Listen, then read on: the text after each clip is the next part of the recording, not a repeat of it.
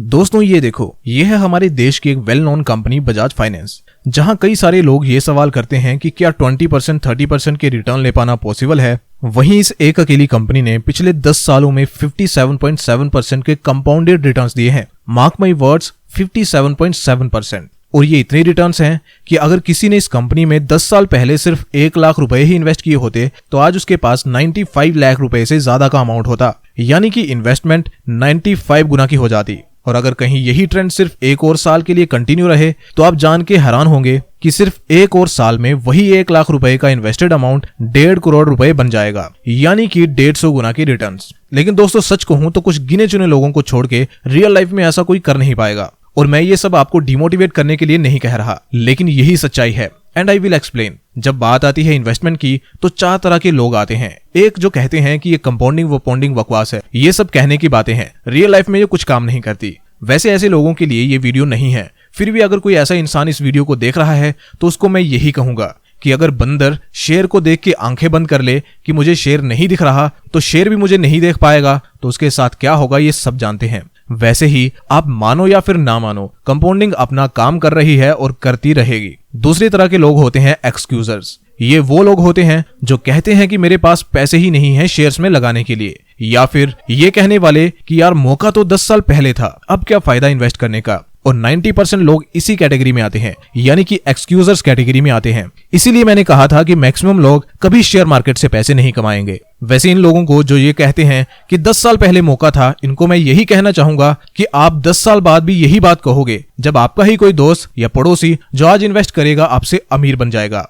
तीसरी कैटेगरी में वो लोग आते हैं जो इन्वेस्टमेंट शुरू तो करते हैं लेकिन लैक ऑफ पेशेंस की चपेट में आके जल्दी ही क्विट भी कर देते हैं। स्टार्टिंग में ही कंपाउंडिंग से रिजल्ट्स एक्सपेक्ट करना एक बहुत बड़ी बेवकूफी है, क्योंकि कंपाउंडिंग अपना मैजिक विद टाइम शो करती है।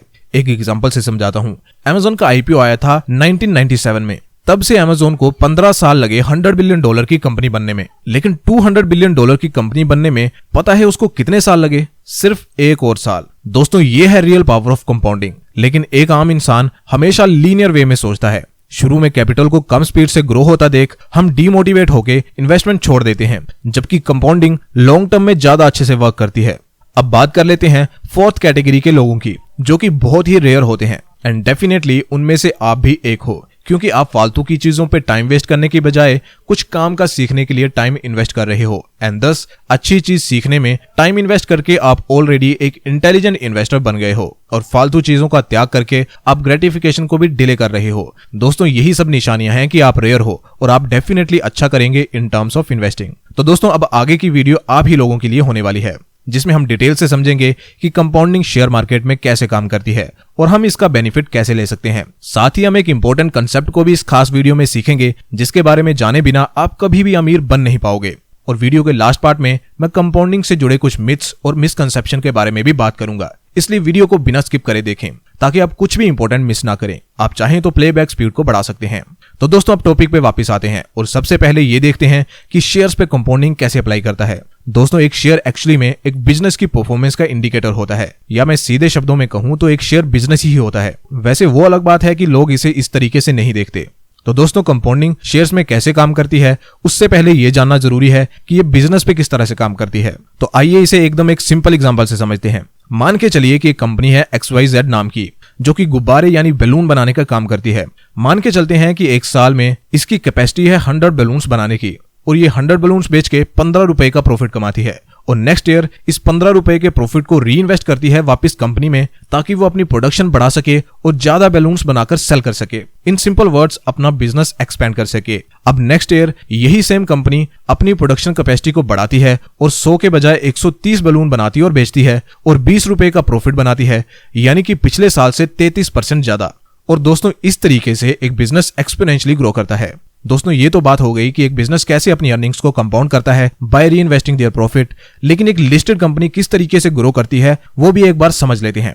मान के चलिए कि यही सेम कंपनी स्टॉक मार्केट पे लिस्ट हो जाती है 1000 रुपए की मार्केट वैल्यूएशन पे। कंपनी 10 शेयर इशू करती है और उसके एक शेयर की कीमत 100 रुपए होती है। तो अगर कंपनी एक शेयर के पीछे 33 रुपए कमा रही है, यानी कि कंपनी का अर्निंग पर शेयर है 33 रुपए, और इसे कंपनी वापिस से री इन्वेस्ट कर देती है, तो नेक्स्ट ईयर कंपनी के पास 100 रुपए प्लस 33 रुपए यानी कि 133 रुपए होंगे जिन पे कंपनी अर्न करेगी, क्योंकि 100 रुपए की कैपिटल तो उसके पास ऑलरेडी थी जो उसको एक शेयर बेच के मिली, और एक शेयर पे जो उसने प्रॉफिट अर्न किया यानी कि 33 रुपए, वो भी अब बिजनेस में इस्तेमाल किया जाएगा, जिससे बिजनेस को और ज्यादा एक्सपेंड किया जाएगा और ज्यादा मार्केट कैप्चर करने के लिए, एंड दस कंपनी ज्यादा प्रॉफिट अर्न कर पाएगी this year compare to previous year. और ऐसे ही अगर कंपनी इन फ्यूचर भी अपने प्रॉफिट को री इन्वेस्ट करती जाएगी तो कंपनी की अर्निंग्स कंपाउंड होती जाएंगी और बिजनेस एक अच्छी स्पीड पे ग्रो होता जाएगा। इसीलिए दोस्तों, कंपनी को एनालाइज करते टाइम यह ध्यान जरूर रखें कि कंपनी अपनी प्रॉफिट का आखिर कर क्या रही है। अगर कंपनी प्रॉफिट का यूज एम्प्लॉयज की सैलरी बढ़ाने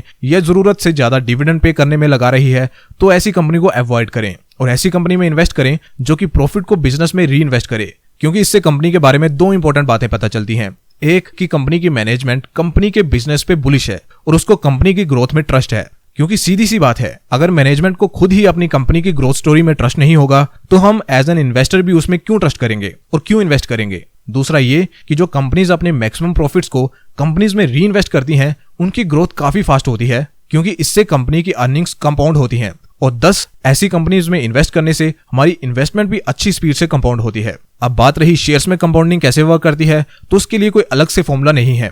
अगर कंपनी अच्छा परफॉर्म कर रही है, ईयर ऑन ईयर इसका प्रॉफिट अच्छे रेट से ग्रो हो रहा है, तो देर सवेर ही सही शेयर प्राइस भी कंपनी के प्रॉफिट को फॉलो कर ही लेगा। इसलिए आपको शेयर प्राइस को ट्रैक नहीं करना है बल्कि कंपनी की परफॉर्मेंस को एनालाइज करना है। तो दोस्तों, अब तक कंपनीज को कैसे इंटेलिजेंटली एनालाइज करना है उसके बारे में आप बहुत कुछ सीख चुके हो, लेकिन एनालाइज करने के बाद आप उसमें इन्वेस्ट भी तो करोगे, जिसके लिए सबसे पहले आपको एक डीमैट अकाउंट खुलवाना पड़ेगा। तो अगर आप चाहते हैं फ्री में देश के एक वेल नोन और ट्रस्टेड ब्रोकर से डीमैट अकाउंट खुलवाना, तो वीडियो के डिस्क्रिप्शन में दिए लिंक को अभी चेकआउट करें और अभी फ्री में एक डीमैट अकाउंट खुलवाएं।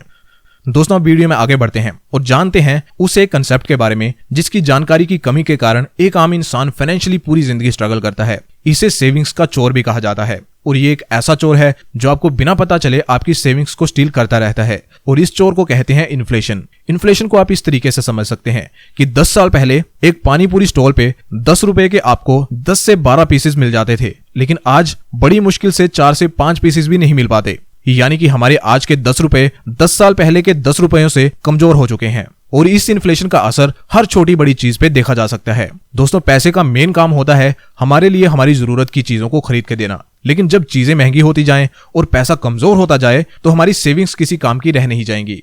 इसीलिए मैंने कहा था कि इन्फ्लेशन हमारी सेविंग्स को साइलेंटली स्टील करता रहता है। तो जो लोग इन्फ्लेशन को समझते नहीं हैं या नजरअंदाज करते हैं और सेविंग्स अकाउंट या एफडी में पैसे इन्वेस्ट कर देते हैं, असल में अपने पैसों को इन्फ्लेशन को चोरी करने का इन्विटेशन दे रहे हैं। तो दोस्तों, अगर आप चाहते हैं कि कंपाउंडिंग से आपके पैसे मल्टीप्लाई हों तो एटलीस्ट आपको इस इन्फ्लेशन रेट से ज्यादा के रिटर्न लेने होंगे। हमारे देश में ये इन्फ्लेशन 7% से बढ़ती आई है, तो आप अपने पैसे इन्वेस्ट करने से पहले ये जरूर देखें कि क्या आपकी इन्वेस्टमेंट आपको इससे ज्यादा के रिटर्न दे रही है या फिर नहीं। जैसे कि शाम को ही देख लो, शाम ने 10 साल पहले 50 लाख की एक प्रॉपर्टी खरीदी और अब उसे बेचने पे उसको 50 लाख का प्रॉफिट हुआ, क्योंकि उसकी प्रॉपर्टी की वैल्यू 1 करोड़ हो गई है। वहीं दूसरी तरफ उसका दोस्त राम, जो कि एक मिडिल क्लास फैमिली से बिलोंग करता था, उसके पास प्रॉपर्टी खरीदने के लिए 50 लाख रुपए जितना बड़ा अमाउंट नहीं था, इसलिए उसने सिंपली अपनी सैलरी में से 500 रुपए बचाने शुरू किए और उन्हें SIP के जरिए हर महीने शेयर्स में लगाना शुरू कर दिया। 10 साल बाद राम की इन्वेस्टमेंट वैल्यू 1,73,000 से थोड़ी ज्यादा की हो जाती है। अब ये देख के श्याम राम पे बहुत हंसता है और उसे चिढ़ाते हुए कहता है कि देख, मैंने 10 सालों में 50 लाख रुपए बनाए, जबकि तू तो 2 लाख रुपए भी नहीं कमा पाया। लेकिन श्याम की यही सोच उसकी सबसे बड़ी गलती है। श्याम को सिर्फ प्रॉफिट का अमाउंट दिख रहा है, लेकिन ये नहीं दिख रहा कि उसकी इन्वेस्टमेंट आखिर ग्रो किस रेट ऑफ रिटर्न पे हुई है। अगर हम सिंपली इसे कैलकुलेट करें तो उसकी इन्वेस्टमेंट सिर्फ 7% के रेट ऑफ रिटर्न से ग्रो हुई है, जो कि इक्वल है इन्फ्लेशन के, जिसका मतलब ये हुआ कि रियलिटी में उसको 0 रुपए का प्रॉफिट हुआ है। वहीं राम, जिसपे श्याम हंस रहा है, उसकी इन्वेस्टमेंट 20% के रेट ऑफ रिटर्न से ग्रो हुई है, जो कि एक अट्रैक्टिव रिटर्न है। अब दोस्तों, यहाँ पे एक बहुत इंपॉर्टेंट बात सीखने वाली है, जिसे एक मिडिल क्लास आदमी को ध्यान से सुनना चाहिए। हमारे और आपके जैसे मिडिल क्लास लोगों के लिए 50 लाख या 1 करोड़ जैसा बड़ा अमाउंट एक साथ इन्वेस्ट करना पॉसिबल नहीं होता। इसलिए हमें अनुशासन के साथ और अकॉर्डिंग टू अपनी इनकम एक अमाउंट सेट करना चाहिए और उसे तब तक इन्वेस्ट करना चाहिए जब तक हम अपना पहला 1 करोड़ ना कमा लें। एक बार आप 1 करोड़ तक पहुंच गए तो उसके आगे का 1 और करोड़ आप बड़ी जल्दी और आसानी से कमा पाओगे और फिर उस स्टेज पे डिविडेंड से ही आपको इतनी इनकम हो जाएगी कि आप खुद को फाइनेंशियली फ्री कह पाओगे। आओ थोड़ी कैलकुलेशन से इसे सिंपल बनाते हैं। आपको 1 करोड़ कमाने के लिए हर महीने 5200 रुपए इन्वेस्ट करने होंगे 20 सालों के लिए at an interest rate of 18%, जो कि स्टॉक मार्केट आपको इजीली दे सकता है। आप इस ग्राफ में देख सकते हैं कि कैसे 5200 रुपया हर महीने इन्वेस्ट करने से 1 करोड़ रुपए बनेंगे। अगर आपने 20 साल तक सबर कर लिया और मार्केट के अप्स एंड डाउन्स को सरपास कर लिया तो अब आपको आगे और पैसे डालने की बिल्कुल भी जरूरत नहीं पड़ेगी। और अब अगला 1 करोड़ कमाने में आपको बस 4 और साल लगेंगे। उससे अगला करोड़ कमाने में बस 2 साल 8 महीने लगेंगे और उससे अगला करोड़ आप बस 1.5 साल में ही कमा लेंगे। और जैसे जैसे आप आगे बढ़ते जाएंगे आपको 1 करोड़ कमाने के लिए कम और कम टाइम लगता जाएगा। यही है दोस्तों रियल पावर ऑफ कंपाउंडिंग। लेकिन कई सारे लोग हैं जो ये सवाल करते हैं कि इतनी लेट अमीर होने का क्या फायदा। ऐसे लोगों को मेरा यही जवाब है कि अगर आपके पास कोई और तरीका है जल्दी अमीर बनने का तो आप उसके थ्रू अमीर बन जाइए, और जब बन जाओ तो वो तरीका हमारे साथ भी शेयर कर देना, ताकि हम जैसे लोग जो कि कंपाउंडिंग में और लॉन्ग टर्म इन्वेस्टिंग में बिलीव करते हैं हम भी जल्दी अमीर बन पाएं। दोस्तों, अब कंपाउंडिंग से जुड़े कुछ मिसकंसेप्शन की बात कर लेते हैं। सबसे पहला मिसकंसेप्शन कि अगर हमारे पैसे कंपाउंड हो रहे हैं तो हम उनसे तब तक बेनिफिट नहीं ले सकते जब तक हम अपनी इन्वेस्टमेंट को सेल ना करें। यह स्टेटमेंट भी पूरी तरह से सही नहीं है। अगर आप चाहें तो हर साल अपनी थोड़ी सी होल्डिंग सेल करके उसका बेनिफिट ले सकते हैं। जैसे कि अगर आपने 1 लाख रुपए इन्वेस्ट किए और आपको 18% का रिटर्न मिला जो कि 18,000 का प्रॉफिट हुआ, तो इसमें से आप चाहें तो 5,000 जितने अमाउंट के शेयर्स आप सेल कर सकते हैं। लेकिन कीप इन माइंड कि इससे आपका पोर्टफोलियो फिर 13% के रेट ऑफ रिटर्न से कंपाउंड होगा, ना कि 18% से।